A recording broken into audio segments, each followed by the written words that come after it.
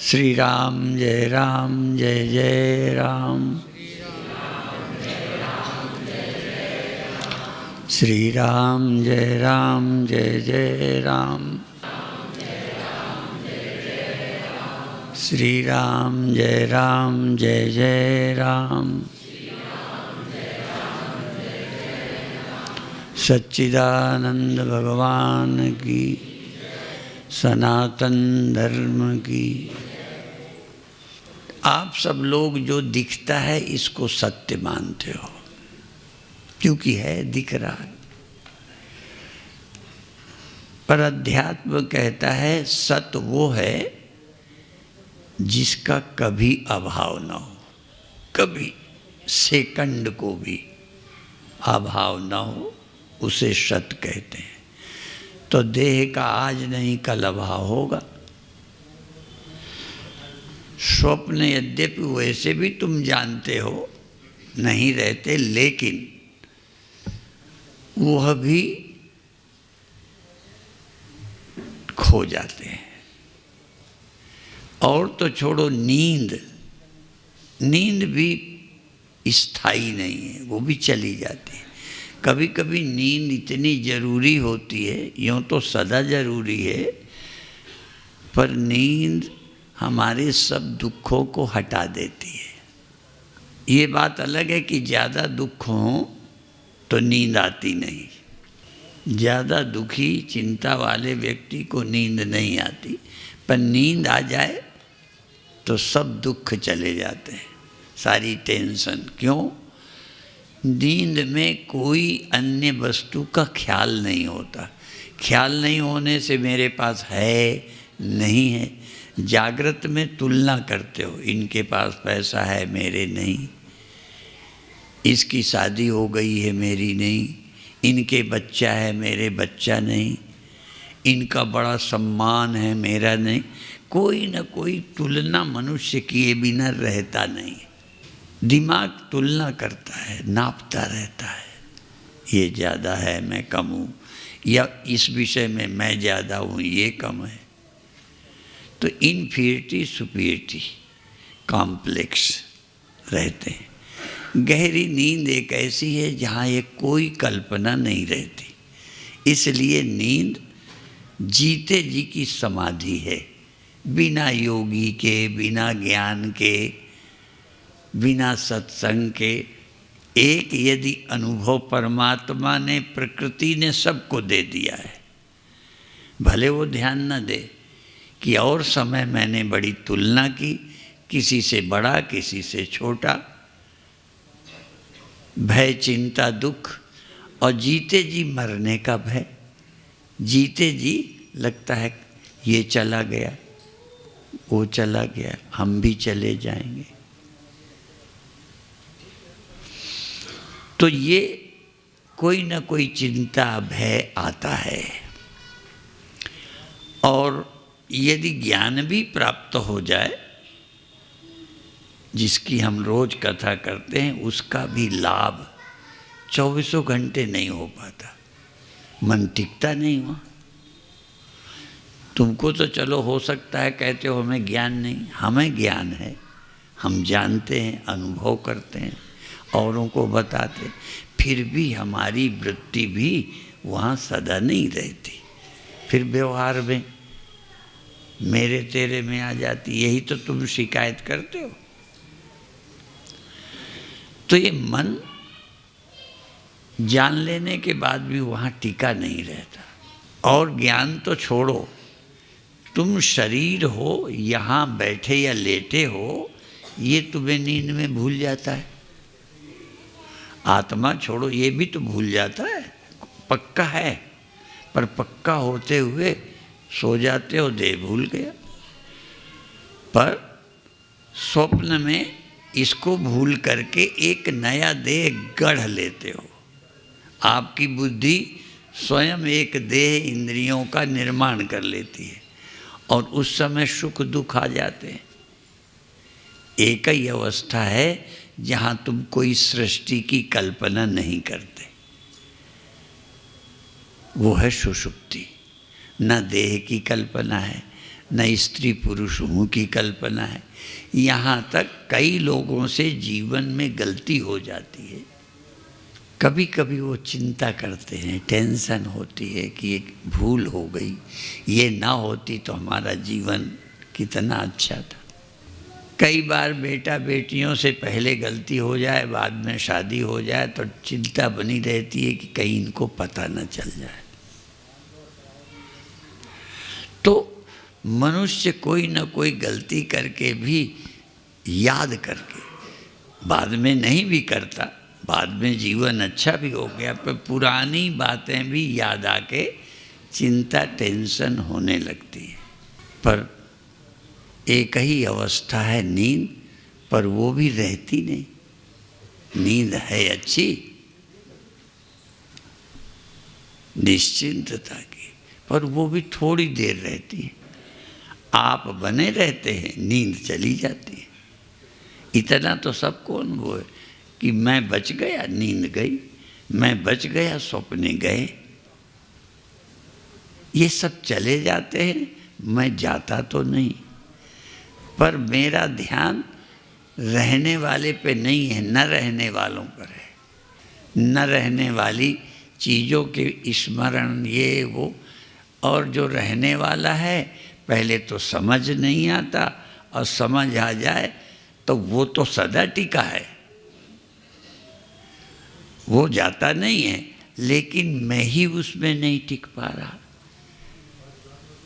तो हमारे एक गुरु भाई कीर्तन गाया करते थे, स्वामी गुप्तानंद नाम था, जन्म उनका धार मध्य प्रदेश का था।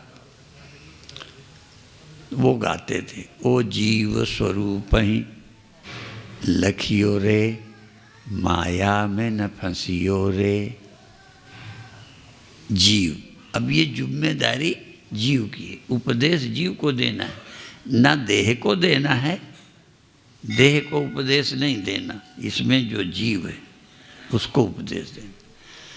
तो देह को नहीं देना और आत्मा को भी नहीं देना। स्वरूप को स्वरूप का ज्ञान नहीं देना, जीव को स्वरूप का ज्ञान देना। इसलिए वो जीव स्वरूप ही लखियो रे, ऐ जीव अपने स्वरूप को पहचान। योग दर्शन की दृष्टि से भी कहा है, योगश्चित्त वृत्ति निरोधा तदा द्रष्टु स्वरूपे अवस्थानम। ये जो दृष्टा है, जो अलग अलग देहों को देख रहा है ना, ये दृष्टा अपने स्वरूप में तब जाता है जब सब वृत्तियों को रोक लेता है। योगश्चित्त वृत्ति निरोधा तदा द्रष्टु स्वरूपे अवस्थानम। ये स्वरूप में, ये रूप में अवस्थान है, अभी ये रूप में स्थित है, पर योग से स्वरूप में स्थित हो जाता है। स्वरूप में स्थित हो जाए, स्वरूप में गया, पर फिर आता है, फिर स्वरूप में जाता है। ये कब तक होता है? जब तक शरीर है। एक बार स्थित होकर यदि शरीर छूट गया तो फिर लौट के नहीं आता। इसलिए कहते यद गत्वा न निवर्तन्ते तद्धाम परमम। और एक कबीर साहब का ये मैं बीच बीच सुनाता रहता हूँ। ये जीव स्वरूप में गया, फिर आता है, फिर जाता है। तो जब प्राणांत होने लगा तब इस जीव ने, ये जीव को कभी कभी लड़की का रूप दिया। गुरुओं ने भी महिला शब्द का प्रयोग किया है, पहला महिला, दूसरा महिला। अर्थात परमात्मा पति है, हम सब पत्नियां हैं या स्त्रियां हैं। हर जीव स्त्री है, पर फर्क इतना है, कई अभी कुंवारी हैं, कई विवाहिता हैं। अर्थात स्त्री होते हुए, जीव होते हुए भी कई को अपने पति का पता ही नहीं है, और कई को पता चल गया है। पर पता चल भी गया, जैसे शादी होने के बाद लड़की पति के यहाँ भी जाती है, बीच बीच मायके में भी आती है, ये तो तुम्हें पता ही होगा, ठीक है। तो ये जो मायके आती जाती है, फिर ससुराल जाती है, तो कबीर साहब ने इस उदाहरण को ले लिया है। लेके क्या बोला? कबीर साहब ने कहा है, कोई ससुरे में कहियो संदेश। ससुराल होती ना, तो लड़की ससुराल में, तो जीव जब प्राणांत होने लगा तब बोला, कोई ससुरे में कहियो संदेश, नैहरवा में आग लगी। क्योंकि नैहर में आते हैं, नैहर है, मेरे माता हैं, पिता हैं और मित्र दोस्त हैं, तो आना है, पर यहाँ ख़त्म हो जाएगा तो अब आके ससुराल जाके मायके नहीं आएंगे। ये मायके आना तब तक है जब तक मेरे माँ बाप हैं। तो इसलिए कबीर साहब ने जब तक देह है, गए फिर आ गए, भूख लगी फिर आ गए। तो अब प्राणांत होने लगा तो सुरती कहती है अपने कि कोई ससुरे में कहियो संदेश, नैहरवा में आग लगी। तो कहन क्या हो गया? पूरा जले, पड़ोसी जल गए, जलो ननंद को गए और सब खत्म, कोई बचा नहीं। मैं धन बची अकेल, केवल मैं बची हूँ, तो अब यहाँ क्या करूँगी आके, अब मैं आखिरी बार आ रही हूँ। तो ये जब ज्ञानी का शरीर छूटता है तब कहा ये कि अब आना बंद। जान तो गए थे, शादी तो पहले ही हो गई थी, कई बार हो आए, लेकिन फिर भी लौट आते थे। आप भी आते ना, हम भी लौट आते हैं। ये लौट आने वाली बीमारी जल्दी ख़त्म नहीं होती, लेकिन यदि सचमुच तुम्हारा संबंध परमात्मा से हो गया तो आखिरी बार जाके फिर नहीं आओगे। अभी तो जाओगे आओगे, हम भी जाते आते, तो तुम्हारी शिकायत थोड़ी है, हम तुमसे बताते नहीं हैं, नहीं तो सदा उसमें रहना खेल थोड़ी है, फिर हमको आना।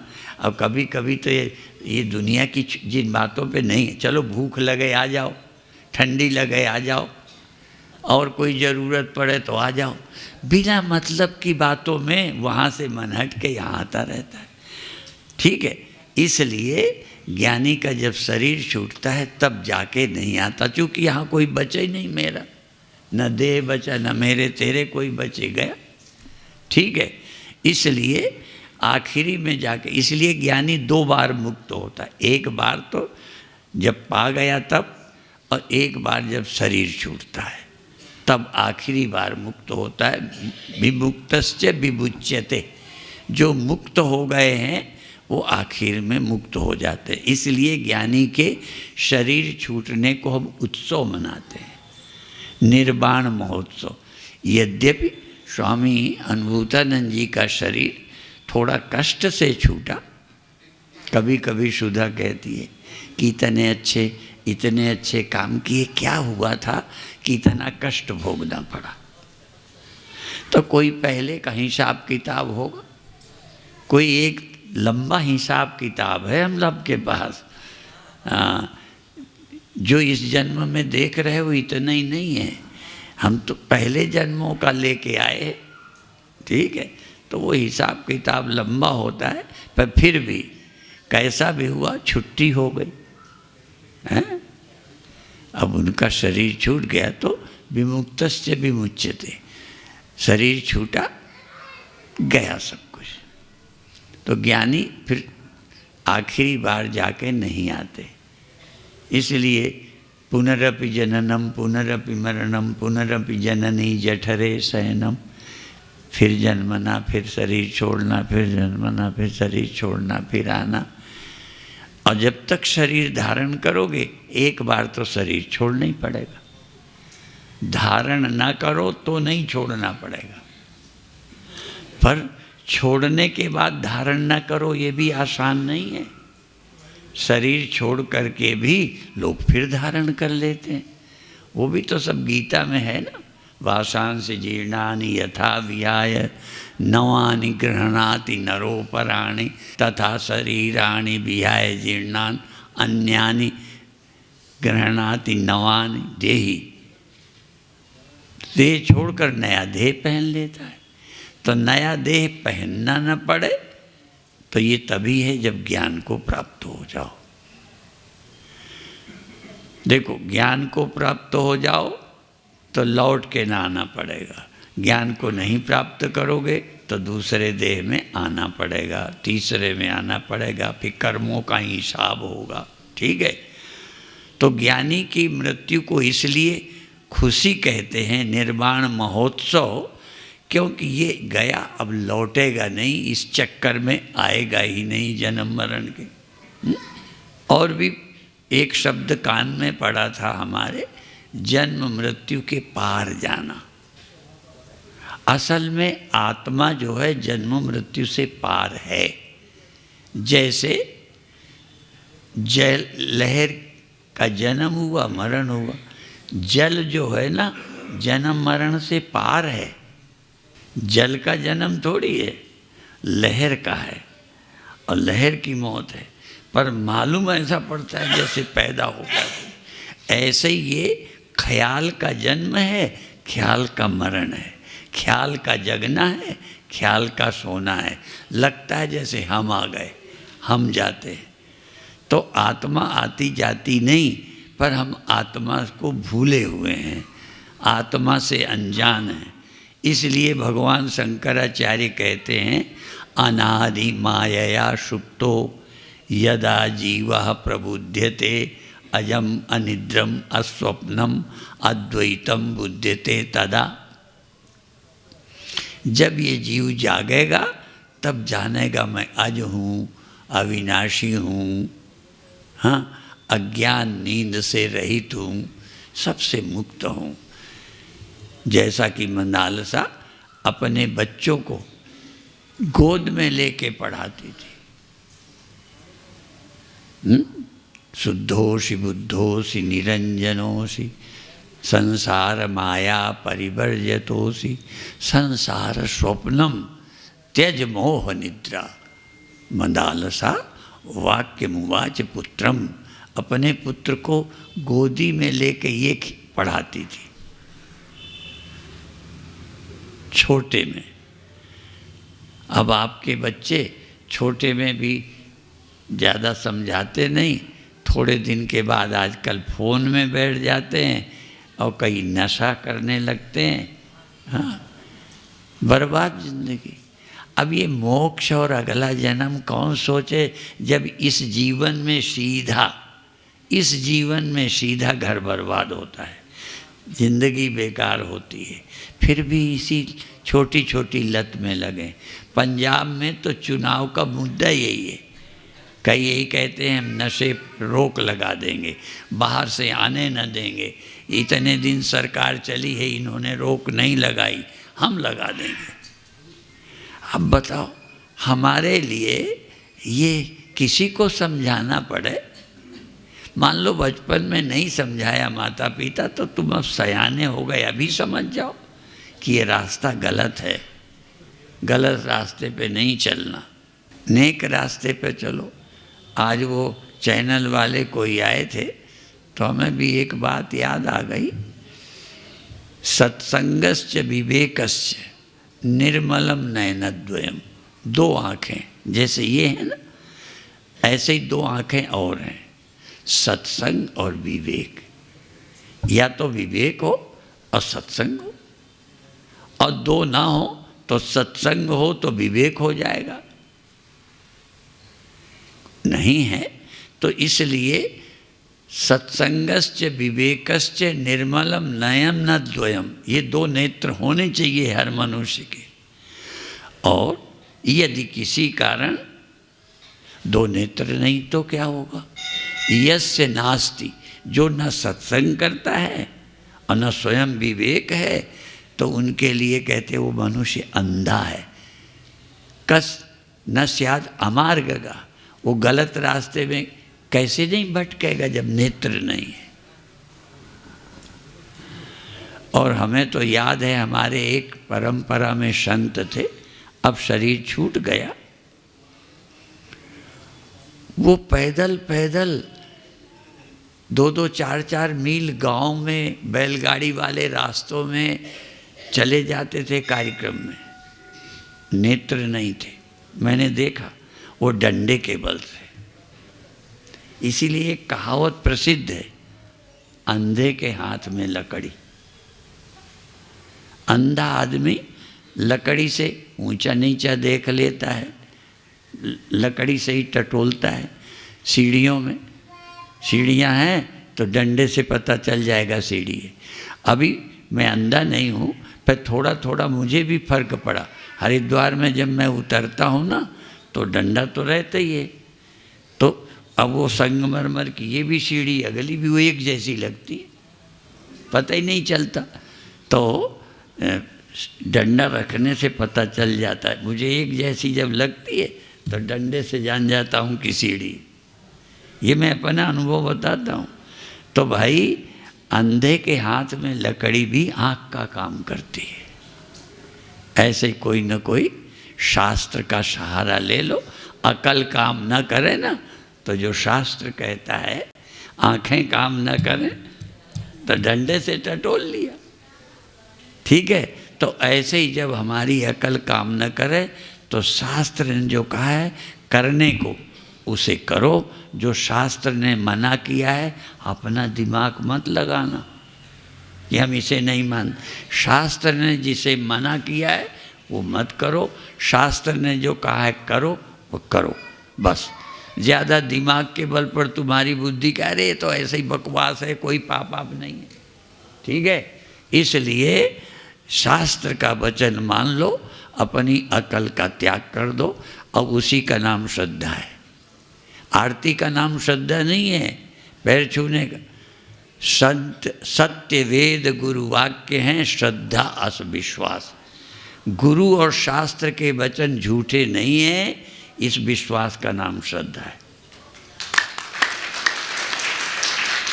उसका और उसको यदि मान लोगे तो तुम भटकोगे नहीं, इतनी हमारी गारंटी। और कल सुबह कार्यक्रम, दोपहर भंडारे के बाद कल शाम की छुट्टी। आगे 1-2 दिन का तो 100% पक्का है, फिर शाम का हुआ करेगा। ओम शांति शांति शांति।